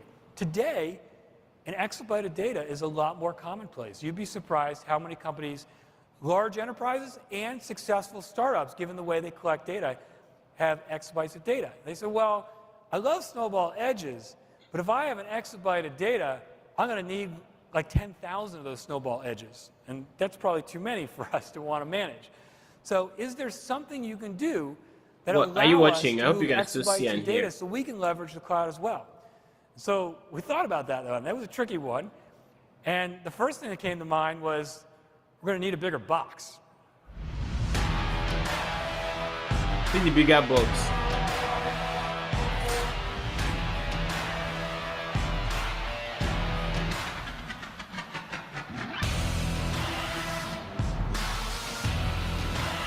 Yeah, Amazon is crazy. AWS specifically. So this is what is called Snowmobile, but it's no longer like they don't have enough customers using it, so we don't have it anymore.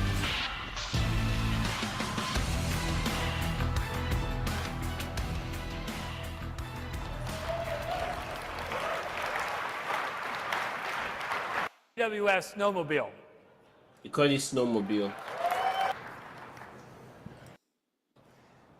And it can take 100 It petabytes comes of data. affixed to a 45-foot long container and truck. The way it works, we'll drive the truck up to your data center. We'll take the snowmobile, affixed to the trailer. We have power and network fiber that will connect to your data center. You fill her up, and then... And just to show you, if you use Snowmobile, I want you to understand like the selling point here. You can, it's not, yeah, exactly, like that's just crazy, like 1,000,000 terabytes. So if you have exabyte scale of data with 10 gigabits per second dedicated connection, if you are doing it online, it will take 26 years to transfer that much data. But with AWS Snowmobile, it's saying just 6 months. 6 months is still a long time, but what you get, that's like is incredible.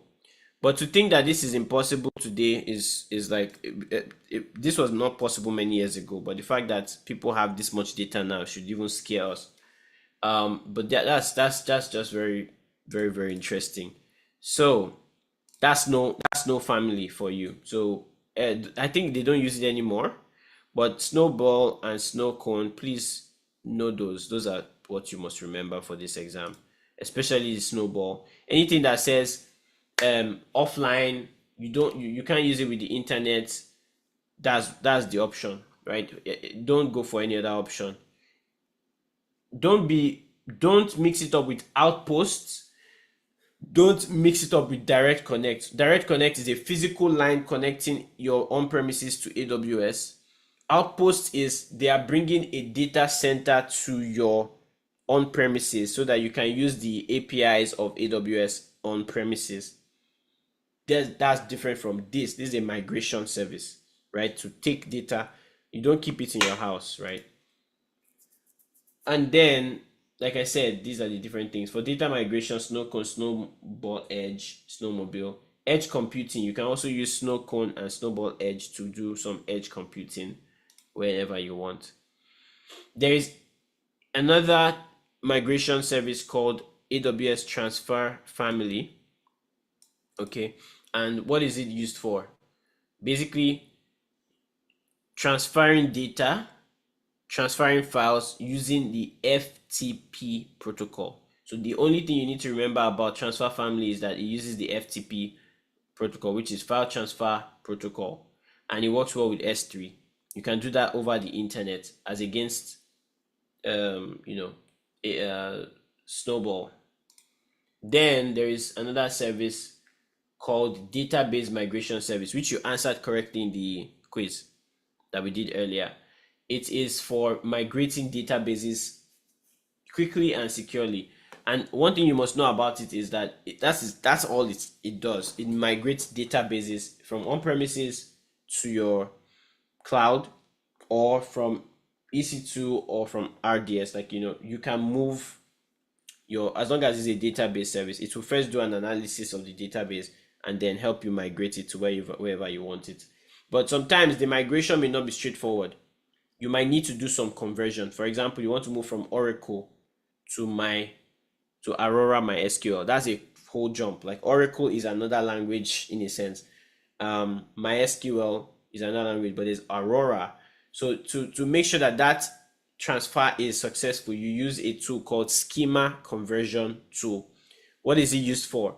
To convert your existing database schema from one database engine to another.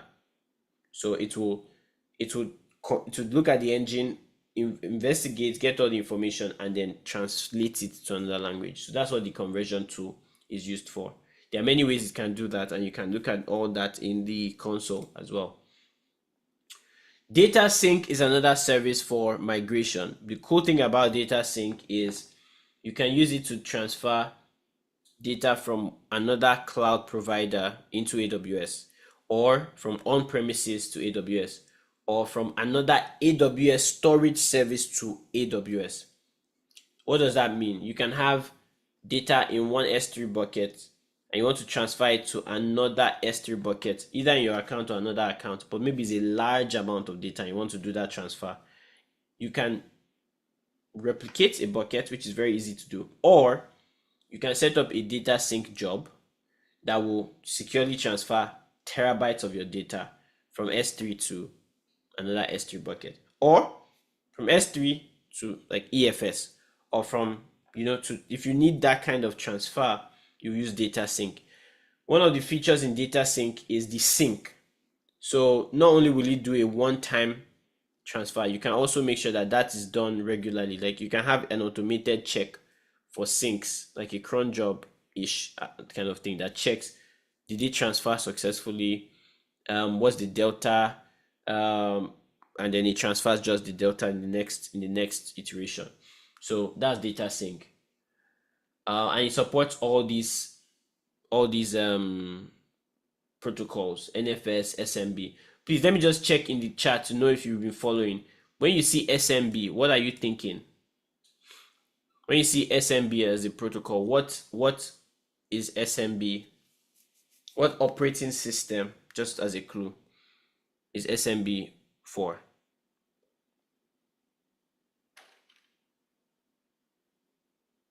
I've said this before. If you see SMB in any question, you should be thinking what?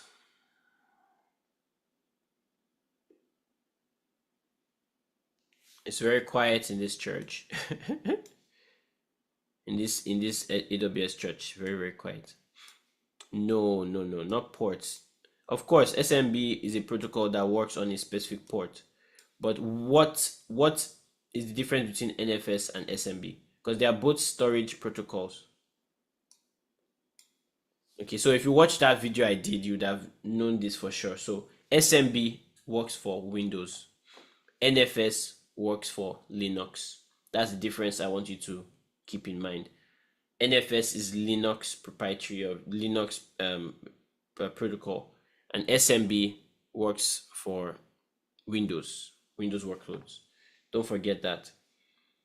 All right. So last thing we'll talk about today before we do, I do want us to try something. I know we're out of time, but I want us to look at billing questions, and I want to use the billing questions to teach some things.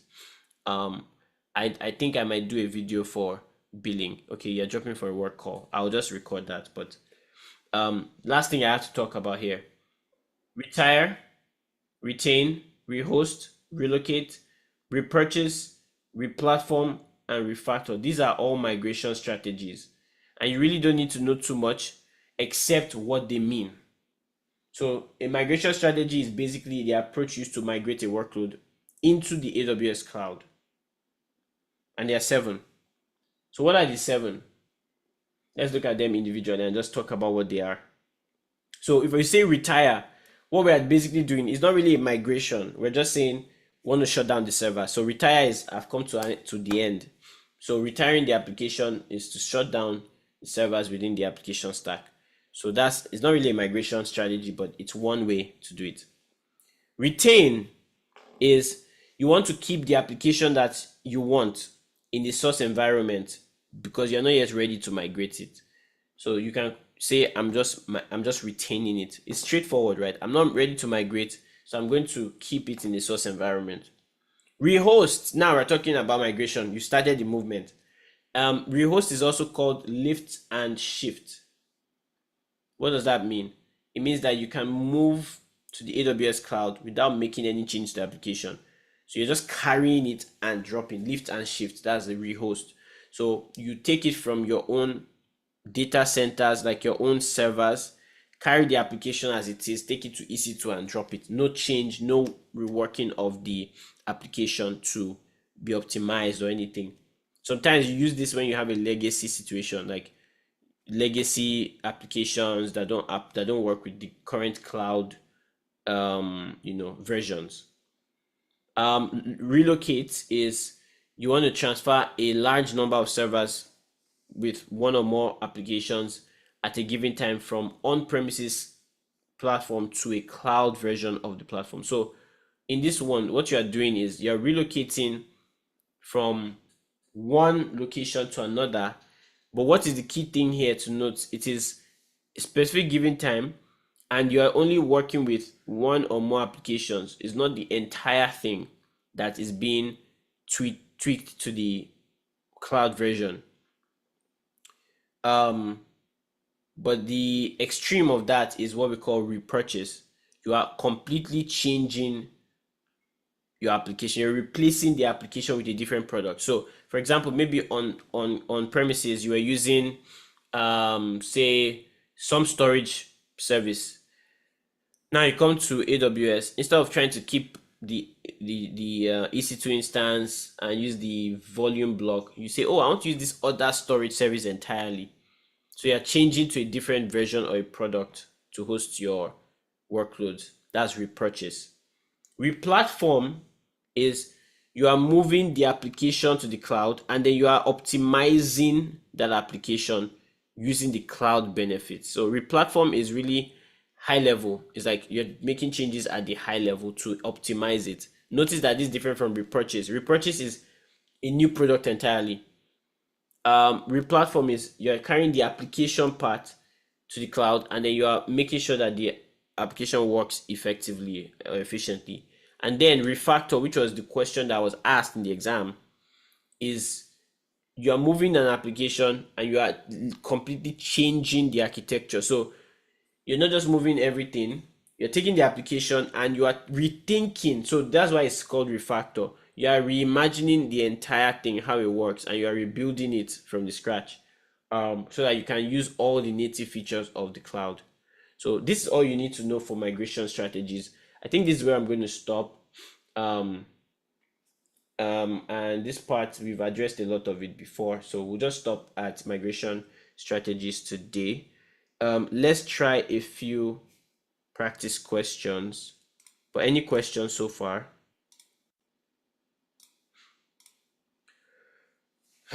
Wow. The more I do this, the more I realize like there's a lot to cover. I know that this month when we started the training, we didn't start at the very beginning because not a lot of people registered early enough. So we already missed having 2 classes, which would have been ideal for the entire program. But I'm going to make up for all that. I'm going to make up for all that.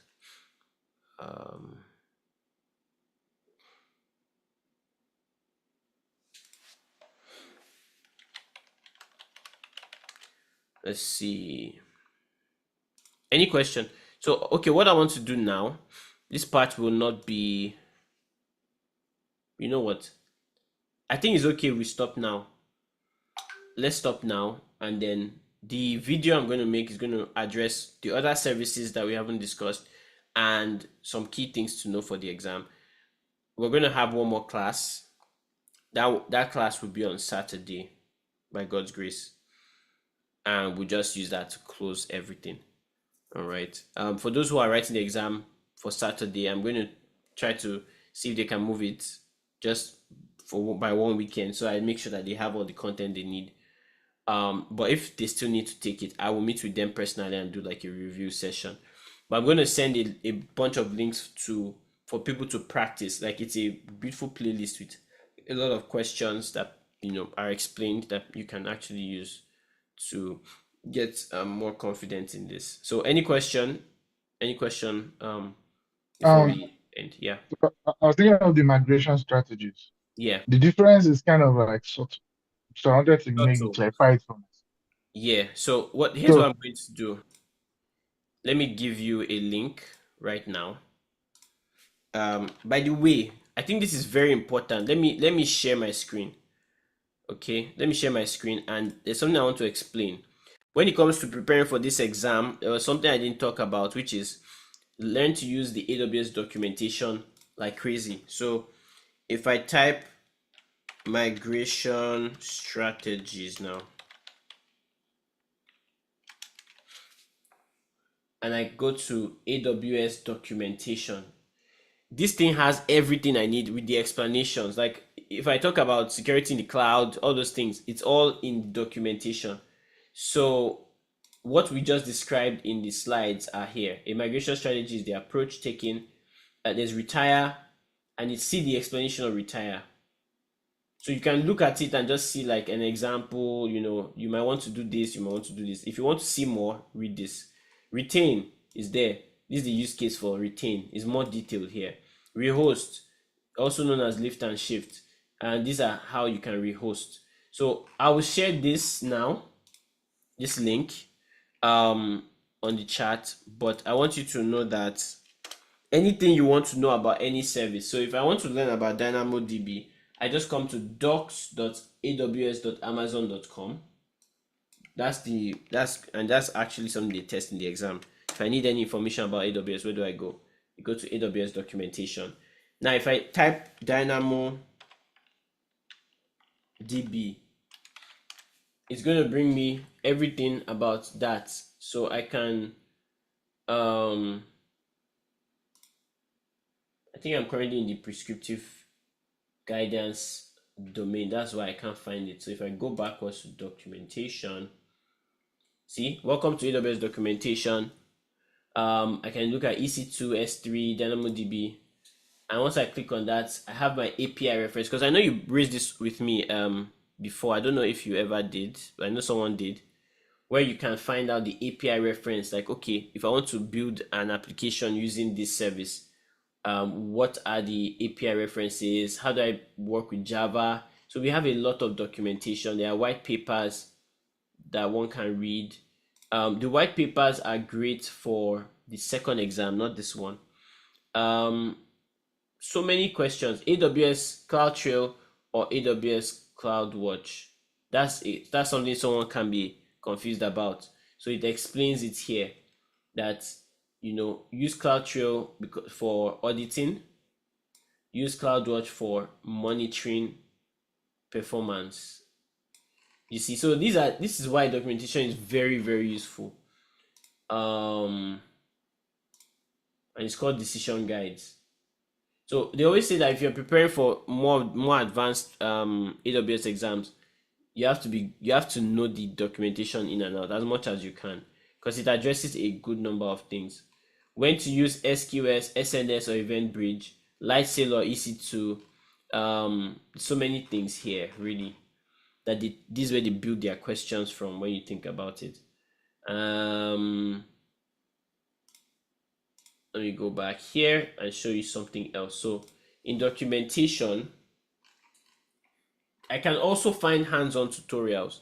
So if I want to learn AWS very well, I can just come here and say, you know what, I want to go through hands-on tutorials. It will take you step by step, and you can use your AWS account and test it. There's prescriptive guidance on how you can use cloud to get things done. But then you also see architectural center. They will tell you how to architect stuff. They will even give you solutions libraries of things that people have done to solve problems. One of the projects I want to work on is I want to make my house very AWS centric. Like I want to use IoT devices. I want to use AI to do a lot of things. So I'm learning a lot of these things, and then I'm going to try to put it together to see how it works. It's just very nice, but I know I will spend money to do that. So I have to really understand how to save cost and do all of that. So you can see that you can get so much information about AWS from about the services, the solutions, partner solutions. That's people who partner with AWS. They've also built some solutions for themselves, and you can get some guidance in building. And everything is in here, so you can browse by industry. And this is the solutions library, so you can find out things people have done, like this one. Now just a quick one. You want to live stream on AWS, don't need to go anywhere, just look at the implementation guide. They tell you how to use S3 media live service, all of that. You just run through everything, plan your deployment, troubleshoot, update the solution. So like you have everything you need if you don't know anything to start, if that makes sense. So if there's anything you are studying, or maybe you are going through some questions and you don't really get it, quickly go to the documentation. A simple Google search will bring you the documentation at the top. It's very, very well SEO optimized. Okay, so are we good? Yeah. Sounds great. Sounds great. Thank you so much. So that's going to be it for today's class. I'm going to work on that video for the rest of today, upload it. So my request is, please watch the two videos. Watch the first one, Top AWS Services Part 1, and watch Top AWS Services Part 2 that will be released today. If you know that one, 36 questions are taken care of. Approximately 36 questions. All right, so and then I don't know if you are down for like a practice session during the week. Yeah. Forget it. Yeah, if it's up, I'll do it. Okay, cool. We'll figure that out. I'll ask on the group and we'll see how we can work something out. All Yeah. right, that's it from me. Thank you, everybody. And Thank take you. care. Thank you, P. Yeah, bye. I'm guessing the solutions will be next year, right?